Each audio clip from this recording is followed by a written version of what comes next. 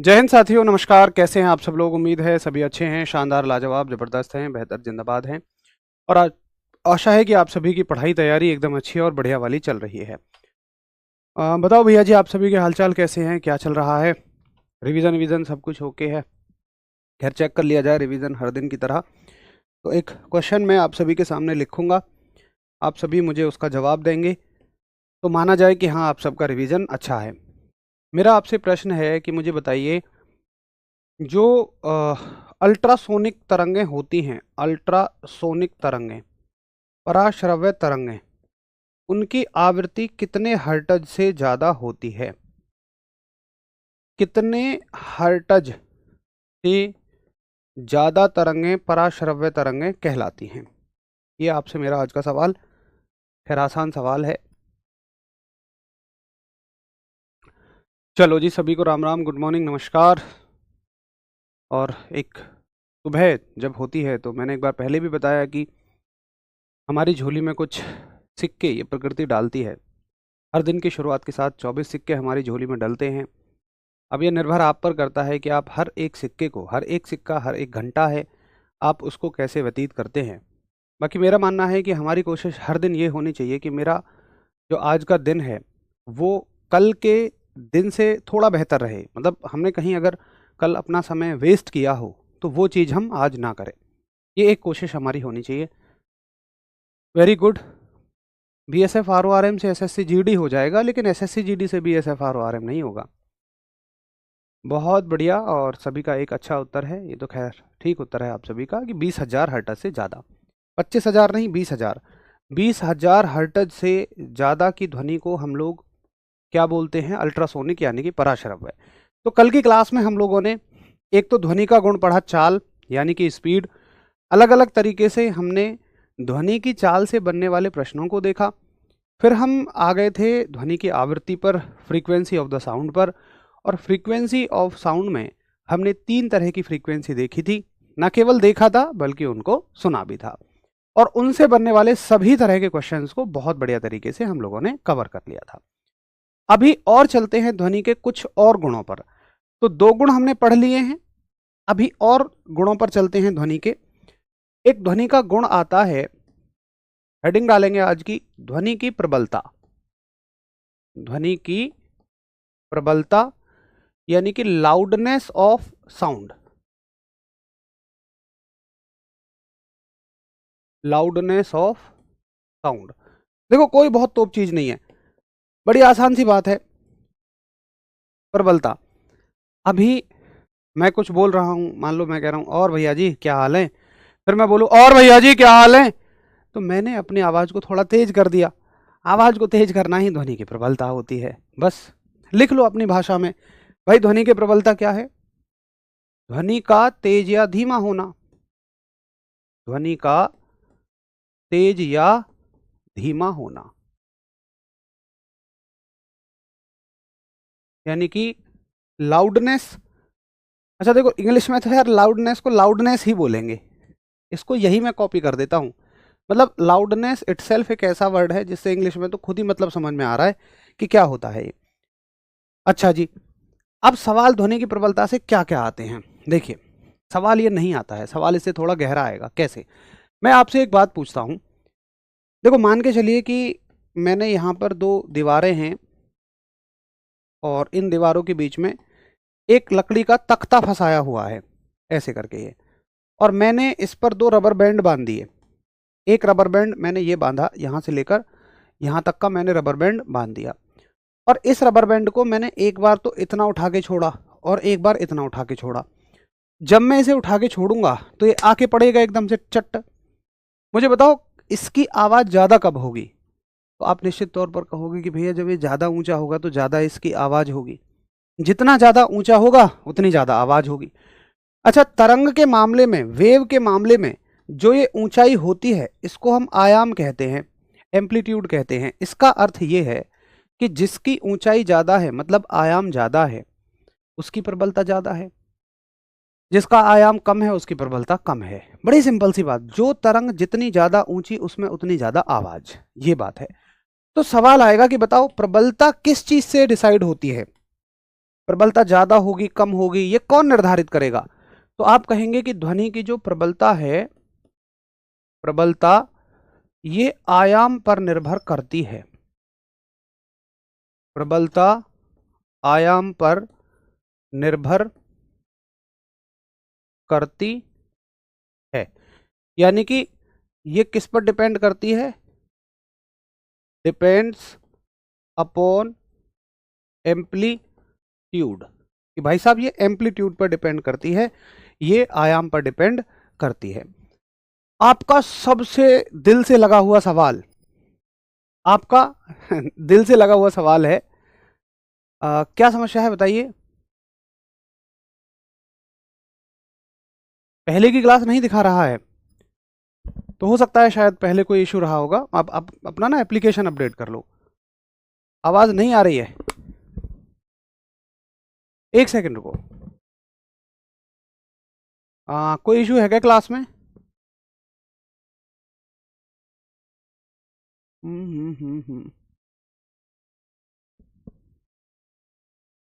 Class सब कुछ okay है, कुछ साथियों की समस्या आ रही है, कोई दिक्कत तो नहीं है क्लास में? एक बार बताओगे। आवाज ठीक आ रही है, सब कुछ सही दिख रहा है?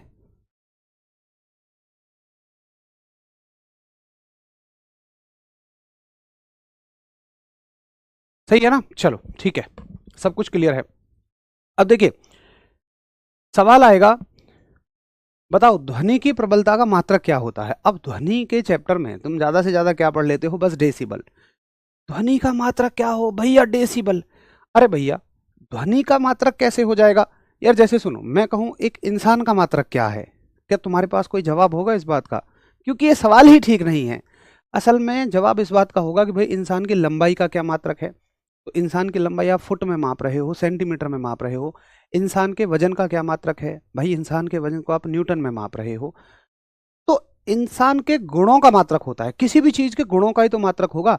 ध्वनि तो एक संज्ञा है, एक नाउन है, उसके गुणों का मात्रक होता है। तो ये सवाल बिल्कुल गलत है कि ध्वनि का क्या मात्रक होता है। अरे भाई ध्वनि का मात्रक क्यों कहोगे? ये पूछो ध्वनि की चाल का क्या मात्रक होता है? जी मीटर पर सेकंड होता है। ध्वनि की आवृत्ति का क्या मात्रक होता है? जी हर्ट्ज होता है। ऐसे ही ध्वनि की प्रबलता का क्या मात्रक होता है? ध्वनि की लाउडनेस का क्या मात्रक होता है? साउंड की लाउडनेस का क्या मात्रक होता है? तो भैया जी ध्वनि की प्रबलता का मात्रक होता है, लाउडनेस का मात्रक होता है डेसिबल, जो आपका सबसे चहेता मात्रक है। तो लिखेंगे कि मात्रक जो है, प्रॉपर लिखो कि ध्वनि की प्रबलता का मात्रक, ध्वनि की प्रबलता का मात्रक कितना होता है? डेसिबल होता है, यानी कि unit of loudness of sound, ये होती है आपकी डेसिबल।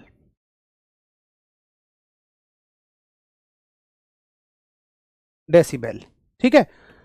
अब देखो सवाल क्या आता है, सवाल मन में ये उठता है कि यार कितना डेसिबल होता होगा कौन सी आवाज का। तो इससे पेपर में तो नहीं आता, तो मैं आपको ऐसे ही बता दे रहा हूं, लिखवाऊंगा नहीं। देखो जब आप ऐसे बात करते हो, मेरे बाबू तुम दाना ताया, जैसे रजाई में चुपचाप से आप बात कर रहे हो फोन पे फुसफुसाहट के साथ, तो लगभग लगभग आपकी ध्वनि 15 से 20 डेसिबल होती है। अब सोचो ना, इसको फिक्स नहीं बताया जा सकता। जैसे कोई धीमा फुसफुसा रहा होगा, कोई ज्यादा तेज फुसफुसा रहा होगा। एक कह रहा होगा बाबू आप कैसे हो, एक कहेगा बाबू आप कैसे हो। तो फुसफुसाहट दोनों ही हैं, एक थोड़ा धीमा फुसफुसा रहा है, एक थोड़ा कम। तो लगभग 15 से 20 डेसिबल में आप फुसफुसाहट के साथ बात करते हैं। फिर आप जब पार्क में बैठ के बातचीत करते हैं, बड़े बड़े वादे कि मैं तुम्हें चांद तारों पे घुमाऊंगा, तो सामान्य बातचीत जो होती है, जैसे मैं बोल रहा हूँ, हरीश भैया मेरी आवाज़ को सुन रहे हैं, तो लगभग लगभग ये 30 से 40 डेसिबल होती है। अब आप कहोगे यार भैया तुमने तो कहीं 30 से 50 बता दी थी, किसी किताब में 30 से 35 लिखी है। ये फिक्स नहीं हो सकती, ना इससे कोई सवाल आता है। यार देखो सामान्य बातचीत में कोई तो सामान्य बातचीत ऐसे करता है, बाबू मैं ना तुम्हें चांद तारों पे घुमाऊंगा, एक कहता बाबू मैं तुम्हें चांद तारों पे घुमाऊंगा, तो किसी की आवाज़ तेज हो गई है। इसलिए ये एक रेंज होती है। अब मान लो तुम्हारी शादी हो गई, उसके बाद वही साल से झगड़े, साल 6 महीने बाद हल्के फुल्के तो तकरार होती हैं। तो वो कहेंगे अरे मैंने तुझे किस घड़ी में पसंद कर लिया। जब लड़ाई झगड़े होते हैं तो तेज आवाज़ें निकलती हैं, तो वो ध्वनि लगभग आपकी 80-90 डेसिबल के आसपास चली जाती है। और फिर आप जब डीजे पे दर्द भरे गाने सुन रहे होते हैं भयंकर डीजे की आवाज़ में, तो डीजे की जो ध्वनि है, आजकल तो खूब भयंकर भयंकर डीजे आ रहे हैं, लगभग लगभग 120 डेसिबल तक उसकी आवाज़ होती है। तो ये मैंने आपको एक रेंज बताई आवाज़ों की। अब देखिए, मान लो किसी व्यक्ति के घर के पास एक फैक्ट्री खुल गई और फैक्ट्री में चल रही है मशीनें, पूरे दिन दे धड़म आवाज़ें आ रही हैं। आदमी परेशान हो गया, वो कोर्ट में चला गया कि भैया जी मेरा जीना तो इसने दूभर कर दिया। तो कोर्ट ने सभी फैक्ट्रियों को आदेश ये दिया, WHO से पूछा, वर्ल्ड हेल्थ ऑर्गेनाइजेशन जो है, कि किसी मनुष्य के शरीर के लिए कितनी ध्वनि का स्तर अधिकतम सहनशीलता का स्तर है, यानी कि उसके स्वास्थ्य के लिए खतरा ना बने। तो कोर्ट WHO ने कहा जी 80 डेसिबल। हाई कोर्ट ने आदेश दे दिया कि भाई, सुप्रीम कोर्ट ने आदेश दे दिया कि कोई भी कंपनी 80 डेसिबल से ज़्यादा की ध्वनि उत्पन्न नहीं करेगी। देखो, मैं जिस जॉब में हूँ, कई बार मेरा काम होता है कि मैं निरीक्षण के लिए जाता हूँ, इंस्पेक्शन के लिए जाता हूँ मटेरियल्स की। तो मटेरियल्स की इंस्पेक्शन में मतलब बहुत बड़े बड़े पैनल वगैरह होते हैं या बहुत बड़ी बड़ी मोटर वगैरह होती हैं, तो उसके निरीक्षण में मतलब कोई कंपनी उसको बना रही है तो हमारा काम उसको पास करना है कि ठीक है, ये मापदंडों पर खरा उतरता है या नहीं। तो मैंने बहुत सारी चीज़ें उसमें देखनी होती हैं, उनमें एक टेस्ट ये भी होता है कि इसका साउंड 80 डेसिबल से कम होना चाहिए। ठीक है, तो आप याद रखेंगे कि WHO के अनुसार, WHO के अनुसार ध्वनि की प्रबलता का, या मनुष्य के लिए, ऐसे लिखो, मनुष्य के स्वास्थ्य के लिए, मनुष्य के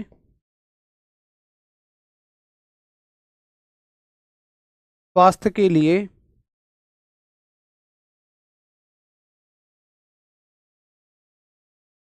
ध्वनि की अधिकतम प्रबलता,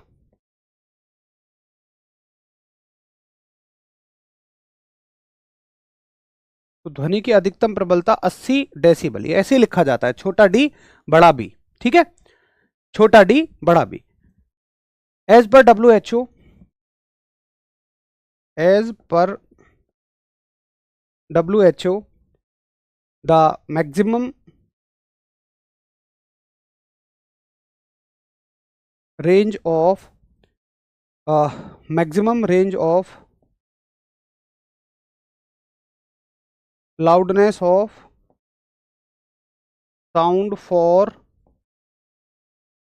ह्यूमन हेल्थ, तो ये हो जाएगी आपकी 80 डेसिबल, 80 डेसिबल। ठीक है भैया, अपनी डेट ऑफ बर्थ के लिए आप अंकित सर की वीडियो देखो, उसमें आपको पता लगेगा। मुझे SSCGD की डेट ऑफ बर्थ का ब्लॉक नहीं पता है अभी, है ना, तो एक बार आप वीडियो देख लो प्लीज, आपको उसमें पता लग जाएगा कि कितनी उम्र से कितनी उम्र तक आप फॉर्म भर सकते हैं। सभी को क्लियर है 80 डेसिबल?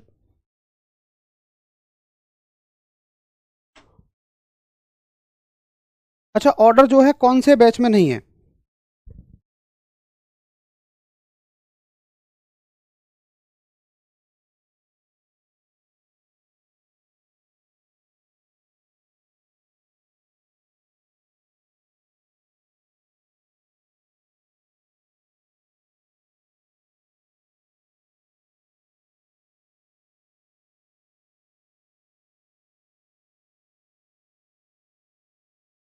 ठीक है, पिछला नहीं लिखा, कोई बात नहीं, मैं नोट करवा दूंगा। एक बार फटाफट से थम्स अप करो, एक बार थम्स अप करिए कि हाँ जी मुझे क्लियर है।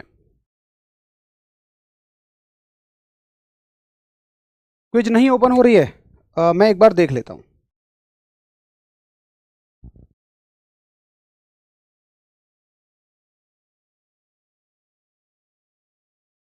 क्विज के लिए मैं बोल देता हूँ। चलो, यहां तक क्लियर। तो भैया ये गुण हो गया ध्वनि की प्रबलता। ऐसे ही एक अगला गुण आता है ध्वनि की प्रबलता के अलावा, अगला गुण आता है, जब नोट करने को दूंगा ना आपको, तब मैं क्विज के लिए बोल दूंगा। अगला गुण आता है आपका ध्वनि का तारत्व, ध्वनि का तारत्व, यानी कि पिच ऑफ साउंड। ये नोट आउट करने में इतना पीछे क्यों रह जाते हो यार? मैं इतना स्लो तो लिख रहा हूँ, मैं तो दोनों भाषाओं में लिख रहा हूँ समझा समझा के, फिर आप काहे पीछे रह जाते हो? देखिए, ध्वनि का तारत्व यानी पिच ऑफ साउंड क्या होता है? कल हमने आवृत्ति के बारे में पढ़ा। एक आवृत्ति मोटी आवाज की, मोटी आवाज का मतलब ज्यादा आवृत्ति है। मेरी आवाज की मान लो कुछ आवृत्ति है, मान लो फॉर एग्जाम्पल कि ये 5000 हर्ट्ज है, फॉर एग्जाम्पल मेरी आवाज की आवृत्ति। अगर कोई यहाँ मैडम जी आ जाए, वो कैसे कहेंगी, बच्चों तुम ध्यान नहीं दे रहे हो क्लास पे, तुम तो कमेंट बहुत करते हो। उनकी आवाज़ पतली हो जाएगी तो उनकी आवृत्ति बढ़ गई, हो सकता है उनकी आवृत्ति 7000, 8000, 9000 हर्ट्ज तक पहुंच जाए। तो आवाज का पतलापन आवृत्ति पर निर्भर करता है और इसी पतलेपन के गुण को ही हम आवाज का तारत्व कहते हैं। आवृत्ति कहना थोड़ी सी वैज्ञानिक भाषा हो जाती है, तारत्व कहना थोड़ी सी सामान्य भाषा हो जाती है, बस फर्क इतना है। तो ध्वनि का तारत्व यानी कि पिच ऑफ द साउंड जो है ध्वनि का तारत्व, पिच ऑफ साउंड, इसका मतलब होता है आवाज का पतलापन। तो आप कहेंगे ध्वनि के तारत्व का मतलब है आवाज का पतलापन। अच्छा, इंग्लिश में पतलेपन के लिए यही शब्द है पिच। पिच का मतलब ही पतलापन होता है, पिच ऑफ साउंड। आगे देखें, सवाल आएगा कि बताओ पतलापन या तारत्व जो है ये किस पर निर्भर करता है। तो आप कहेंगे कि ध्वनि का जो तारत्व है ये किस पर निर्भर करता है, ये ध्वनि की आवृत्ति पर निर्भर करता है। और कल हमने इसके बारे में अच्छे से पढ़ा था।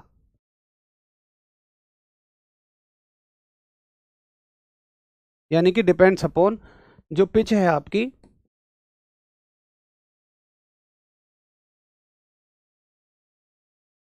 ये डिपेंड्स अपॉन फ्रीक्वेंसी। देखो जब मैं लिखा करूं तो आप भी लिखना शुरू कर दिया करो, जब मैं छोड़ के समझाना शुरू किया करूं तो एकदम स्टॉप कर दिया करो, एकदम वहीं रोक दिया करो, ठीक है। अच्छा, अगला सवाल आता है, एक बहुत बढ़िया सवाल वो देता है कि बताओ, फिर प्रश्न आएगा कि एक पुरुष और महिला की ध्वनि में अंतर ध्वनि के किस गुण से किया जाता है। तो ऑप्शन होंगे, तारत्व होगा, आयाम होगा, और आपका वेग होगा, तापमान होगा। तो आप क्या उत्तर करोगे कि भाई तारत्व की वजह से ही हम अंतर करते हैं, है ना। तो लिखेंगे आप कि ध्वनि की पुरुष और महिला की आवाज में अंतर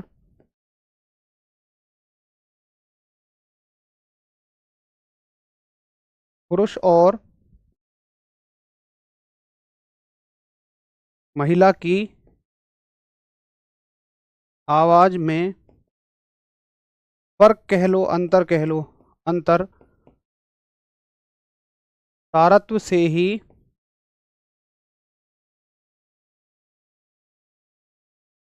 किया जाता है ना। यानी कि difference between sound of man and women are made from pitch, कि भैया पिच से ही ऐसा किया जाता है। करिए एक बार थम्स अप कि ठीक है, हमें ये भी समझ में आ गया। फटाफट से थम्स अप करें। तारत्व से बनने वाले तीनों सवाल हैं, ये तीनों पॉइंट बिल्कुल तीनों सवाल हैं जो अलग अलग पेपरों में पूछे गए हैं।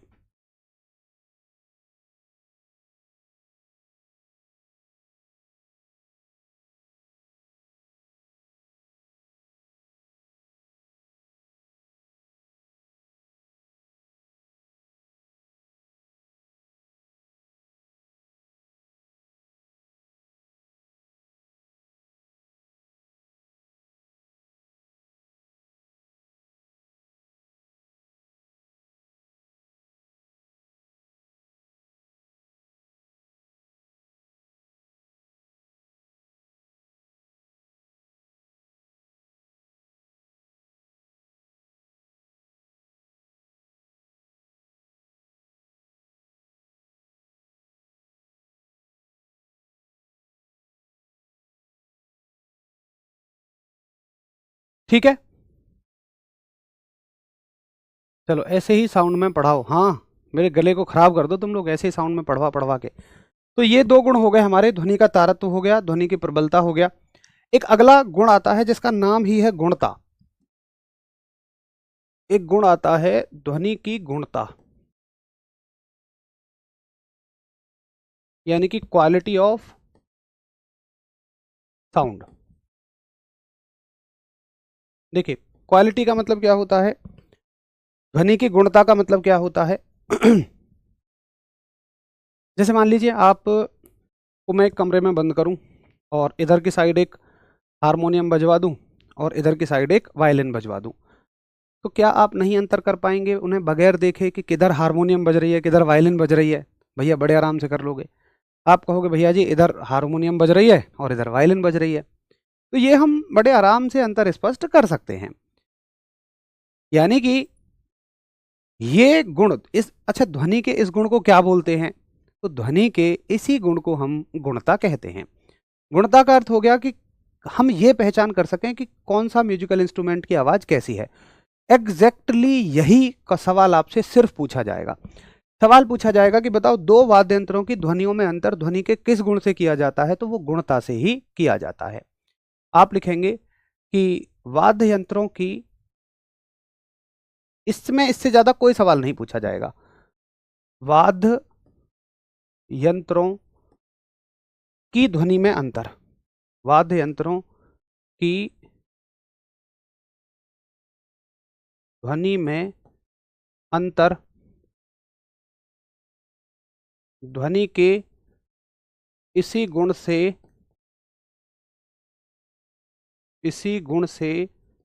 किया जाता है। Difference between the sound of musical instrument, मैं शॉर्ट में लिख देता हूं, difference between the sound of musical instrument, difference between the sound of musical instrument is made from quality। इस साउंड की क्वालिटी कैसी है? करिए एक बार हम सबकी, ठीक है ये भी क्लियर है। फटाफट से एक बार हम सब करें। और यहां पर हम कह सकते हैं कि हमने ध्वनि के गुणों को खत्म कर लिया है। अब केवल इसमें एक मुद्दा और रह गया है, फिर हम उसके बारे में आगे डिस्कस करेंगे।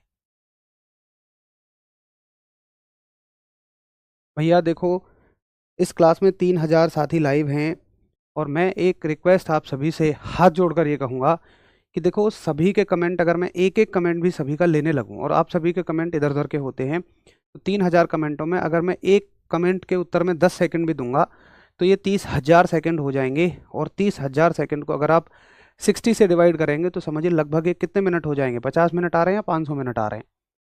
अगर 50 मिनट आ रहे हैं तो पूरी क्लास चली जाएगी, 500 मिनट आ रहे हैं तो संभव ही नहीं है। इसलिए रिक्वेस्ट है, प्लीज़ इस बात का बुरा मत मानिए कि आपको मेरे कमेंट से दिक्कत है, मेरा कमेंट नहीं लिया जा रहा है। असल में आप सभी के साथ देखो कमेंट 3-4 तरह के होते हैं। एक कमेंट आपके फॉर्म आदि से संबंधित जानकारी को लेकर हैं, उसके लिए आप इन्फॉर्मेशन वीडियो को अच्छे से देखिए। अंकित सर ने, अगर आप मेन चैनल से संबंधित किसी फॉर्म की बात कर रहे हैं, अगर आप डिफेंस से संबंधित किसी फॉर्म की बात कर रहे हैं, तो हम बहुत अच्छे से इन्फॉर्मेशन वीडियोस बनाते हैं और अगर आप उनको देख लें तो उसमें कोई भी आपकी प्रॉब्लम नहीं होगी। बाकी क्लास कोई गलत अपलोड है, क्विज़ नहीं खुल रही है, वो कमेंट मैं आपके लेकर सीधे सीधे डाल देता हूँ। तीसरी चीज़, आपके कमेंट फिर कुछ जनरल मुद्दों को लेकर होते हैं, सामान्य मुद्दों को लेकर होते हैं कि वहाँ पर ऐसा हो गया, यहाँ पर ऐसा हो गया, उसके बारे में कुछ बोलें, इसके बारे में कुछ ऐसा बोलें। तो साथ ही अगर देखो आप अलग अलग तरह की चीज़ों पर चाहते हैं, फिर उनके लिए आप कहते हैं कि मेरे कमेंट को नहीं पढ़ा जा रहा है ना? तो प्लीज़ मैं आपसे रिक्वेस्ट करूंगा कि कमेंटों के लिए नाराज़गी मत जाहिर कीजिए, क्योंकि इस क्लास का अल्टीमेट उद्देश्य चीज़ों को पढ़ना है। हाँ, अगर इससे रिलेटेड कोई आपका डाउट है तो उसे मैं कभी नहीं छोड़ता हूँ। बाकी किसी तरह के अन्य कमेंट अगर मैं नहीं ले पा रहा हूँ तो फिर वो वहाँ मेरी असमर्थता है। बाकी टॉपिक से रिलेटेड अगर कुछ भी कभी नहीं छूटता है टॉपिक से रिलेटेड। चलो, तो ये हो गया क्वालिटी ऑफ साउंड, ध्वनि की गुणता। आगे चला जाए। अब देखो एक टॉपिक छोटा सा रह गया है और वो है, वो हालांकि हमें ध्वनि की चाल में ही पढ़ना चाहिए था, लेकिन कोई बात नहीं। टॉपिक है ध्वनि की चाल को प्रभावित करने वाले कारक। ध्वनि की चाल को प्रभावित करने वाले कारक, यानी कि factors affecting the speed of sound.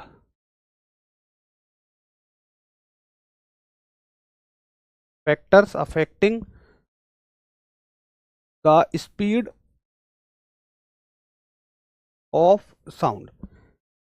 मान के चलिए मैं बोल रहा हूं, हरीश भैया तक मेरी आवाज जा रही है, तो हरीश भैया तक मेरी आवाज कितनी चाल से चल रही है? ये देखो, एक तो ये इस बात पे निर्भर करेगा कि मैंने कितनी चाल से बोला है, या ध्वनि की चाल लगभग सेम होती है। मान लो मेरे मुंह से शब्द निकल गए किसी चाल से, अब उनको माध्यम कैसा मिल रहा है ये इस बात पे टोटली निर्भर करेगा। माध्यम ठंडा मिल रहा है, गर्म मिल रहा है, कैसे मिल रहा है। कल भी मैंने डिस्कस किया था कि देखो गर्मियों में जो आवाज है वो थोड़ी तेजी से चलती है और सर्दियों में आवाज जो है वो थोड़ी सी स्लो चलती है। क्यों? क्योंकि गर्मियों में आप सोचो हवा से होकर आवाज को जाना है और हवा कैसी हो जाएगी, गर्म होने से हल्की हो जाती है और ठंड में थोड़ी भारी हवा हो जाती है, इस वजह से ध्वनि की चाल कम हो जाती है। तो सवाल आएगा कि बताइए पहला कौन कौन से कारक होते हैं, कौन कौन से फैक्टर्स होते हैं। तो सबसे पहला हम देखेंगे कारक है हमारा तापमान, कि तापमान के साथ क्या फर्क पड़ेगा। सबसे पहला कारक है हमारा टेम्परेचर। तो सवाल आएगा कि बताइए तापमान घटने या बढ़ने के साथ ध्वनि की चाल पे क्या फर्क पड़ता है। तो हम एक चीज लिख देते हैं कि तापमान बढ़ने से ध्वनि की चाल बढ़ जाती है। ठीक है, अब इसमें शायद ये कहने की जरूरत ही नहीं है कि तापमान के घटने से ध्वनि की चाल घट जाएगी। इस बात का मतलब ये है कि अगर मान लो हरीश भैया यहाँ बैठे हैं और मैं बोल रहा हूं, मेरी आवाज 332 मीटर पर सेकंड से चल रही है क्योंकि इस कमरे का टेम्परेचर मान लो 0 डिग्री सेंटीग्रेड है। तो अगर आप टेम्परेचर बढ़ाओगे तो ये चाल बढ़ती हुई चली जाएगी, 333, 334, 335 इस तरह से 25 डिग्री सेंटीग्रेड पे 343 हो जाएगी। तो ध्वनि की चाल तापमान बढ़ने से बढ़ जाती है। तापमान बढ़ने से ध्वनि की चाल बढ़ जाती है। Speed of sound increases on increasing the temperature. ठीक है, तो भैया घटने से घट जाती है। एक बार थम्स अप करो कि ठीक है, ये फैक्ट हमें समझ में आ गया। WHO क्या होता है भैया? WHO है वर्ल्ड हेल्थ ऑर्गेनाइजेशन, जिससे स्वास्थ्य संबंधी आंकड़े हम प्राप्त करते हैं।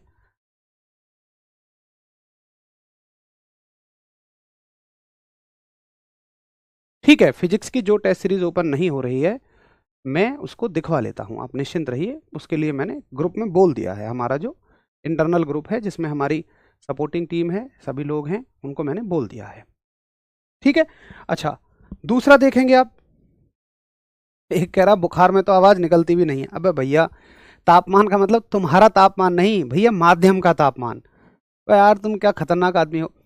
तुम्हारे तापमान से मतलब नहीं है, उस माध्यम के तापमान से जिसमें आवाज जा रही है। कलाकार आदमी एक बार। तापमान हो गया, उसके बाद दूसरा फैक्टर है आपका आर्द्रता। आर्द्रता, आर्द्रता का मतलब होता है ह्यूमिडिटी। ह्यूमिडिटी का मतलब आपने देखा होगा ना, सितंबर अक्टूबर की गर्मियों में जो चिपचिपाहट होती है, तो अगर हवा में आर्द्रता बढ़ जाए, ह्यूमिडिटी बढ़ जाए, हवा ज्यादा चिपचिपी हो जाए। चिपचिपाहट का मतलब ऐसा नहीं कि हवा को छुओगे तो चिपकेगी, नहीं, एक अलग तरह की गर्मी लगती है ना, वो बिल्कुल स्वेटिंग सी ज्यादा होती है और चिपचिपाहट शरीर में ज्यादा होती है, उसको बोलते हैं हम। तो अब चिपचिपाहट भी कब होती है? गर्मी बढ़ने पे। गर्मी बढ़ने का मतलब तापमान बढ़ रहा है, तो तापमान बढ़ने से आर्द्रता बढ़ेगी और आर्द्रता बढ़ने से भी ध्वनि की चाल बढ़ेगी। तो सवाल आएगा आर्द्रता बढ़ने पर क्या फर्क पड़ेगा। तो आप कहोगे कि आर्द्रता आर्द्रता बढ़ने पर ध्वनि की चाल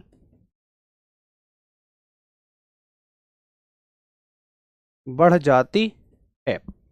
on increasing the moisture, on increasing the moisture, speed of sound increases। ठीक है, on increasing the moisture speed of sound increases. ये क्लियर हो गया। अगला पूछेगा आपसे सीधा सीधा कि माध्यम का दाब बढ़ने पर, प्रेशर बढ़ने पर। अच्छा, किसका आर्द्रता बढ़ने पर? समझ गए ना, ये माध्यम के लिए चल रहा है, ये किसी इंसान के लिए नहीं चल रहा है।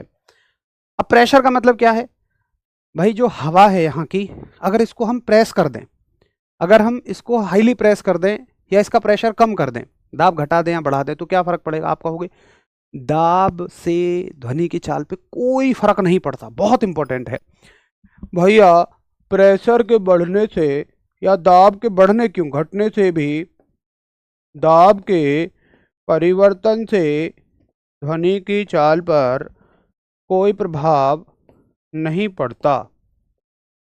ध्वनि की चाल पर कोई प्रभाव नहीं पड़ता भैया। तो प्रेशर के चेंज होने से स्पीड ऑफ साउंड पे कोई भी चेंज नहीं होता। On changing pressure, on changing pressure there is no change on speed of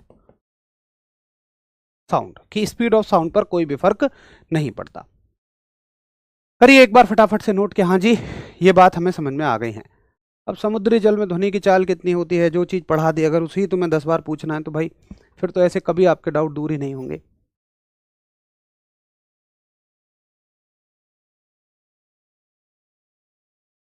लिखवा दिया भाई मैंने, समुद्री जल में 15 से 31 मीटर पर सेकंड। देखो तो सही।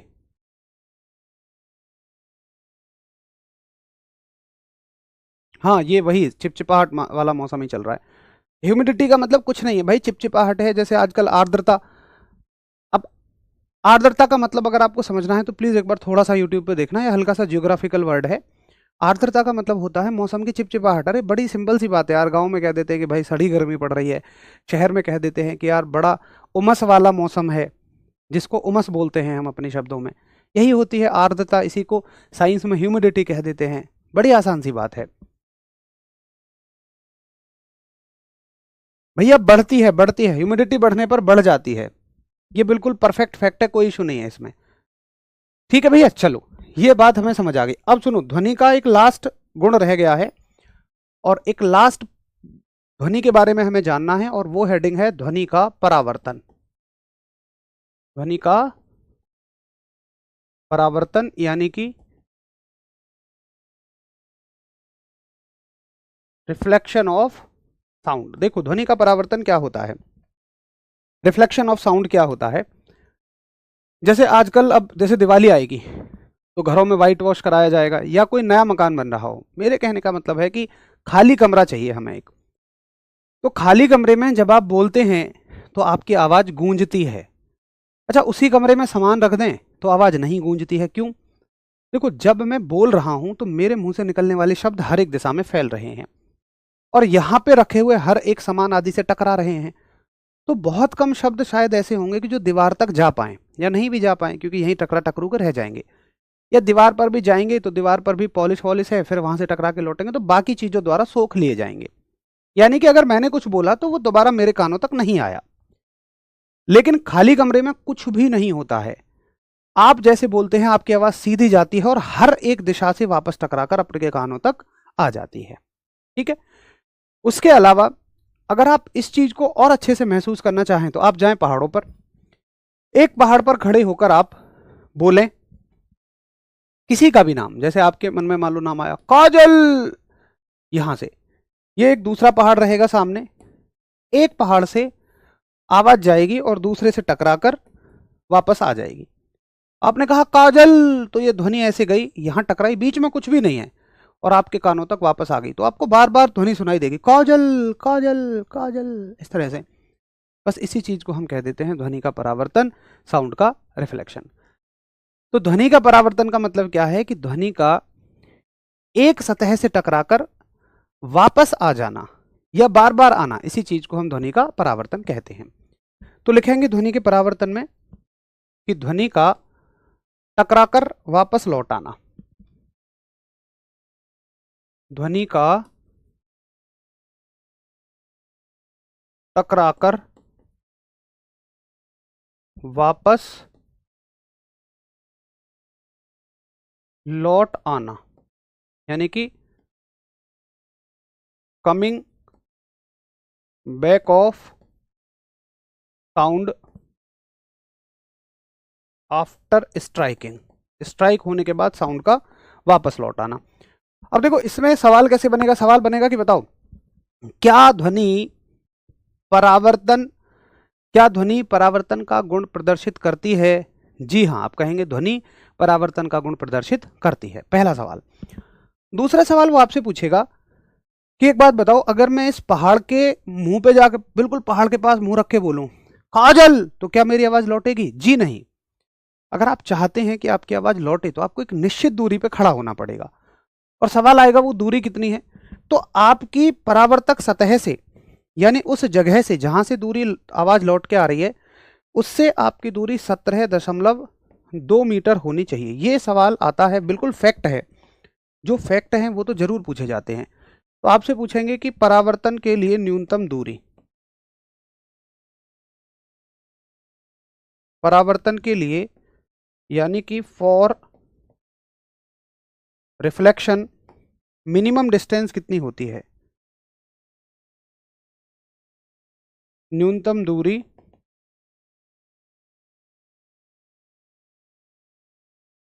यानी कि मिनिमम डिस्टेंस। तो मिनिमम डिस्टेंस 17.2 मीटर होती है। और सवाल होगा कि अच्छा, ये तो हो गई न्यूनतम दूरी। अब एक समस्या और भी है।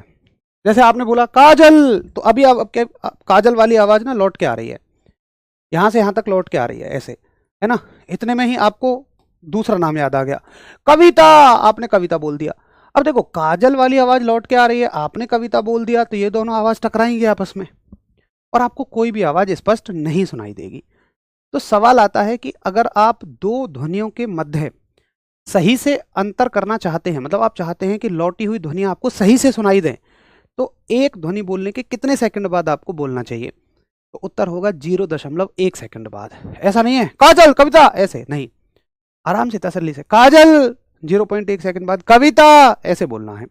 तो आपको कितने समय के बाद बोलना है, ये फैक्ट सीधा छपेगा एग्जाम में, बिल्कुल सीधा छपेगा। तो सवाल पूछेगा कि बताइए, ध्वनि के परावर्तन में अंतर के लिए, ध्वनि परावर्तन में अंतर के लिए, ध्वनि परावर्तन में अंतर के लिए न्यूनतम समय, तो न्यूनतम समय या तो 0.1 कहेगा, या 0 दशमलव को ही हम 1/10 कह देंगे। ठीक है, 1/10 सेकंड। इंग्लिश वालों के लिए मैं ऊपर लिख देता हूं कि the minimum time, the minimum time to differentiate, to differentiate the two reflecting sounds, the two reflecting sounds. तो कितना डिफरेंस होना चाहिए? 0.1 सेकंड, या इसी को 1/10 सेकंड हम लिखते हैं। करिए एक बार थम्स अप कि हाँ जी क्लियर है। और अगर ये पॉइंट आपको क्लियर हो गया तो भैया जी, यहां तक हम कह सकते हैं कि हमने साउंड चैप्टर के हर एक कोने में जा जाके हर एक टॉपिक को बड़ी गहराई के साथ अच्छे से कवर कर लिया है। करो एक बार थम्स अप। फिर मैं आपको एक हल्का सा अगला चैप्टर का इंट्रोडक्शन दे दूंगा।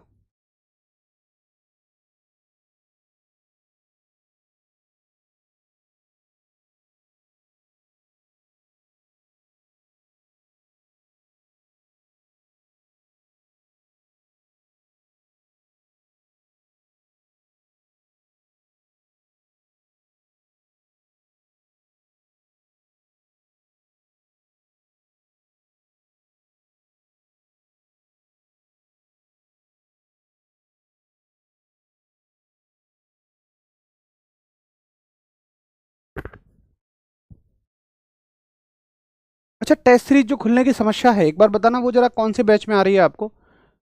क्योंकि मैंने अभी टीम से पता किया है तो उन्होंने कहा है कि देखो, ये क्लास जो है 3 बैचेस के लिए जा रही है, एक यकीन है, एक कर्मा है, और एक दीवानजी है। तो तीनों के लिए प्रॉपर टेस्ट सीरीज जा रही है। मैंने देखो अभी अभी स्क्रीनशॉट लिया है इनसे, ये स्क्रीनशॉट मुझे भेजा है।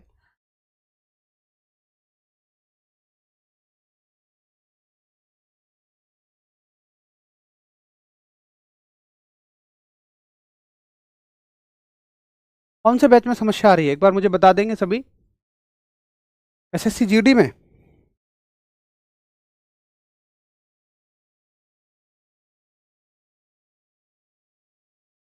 कर्मा बैच में?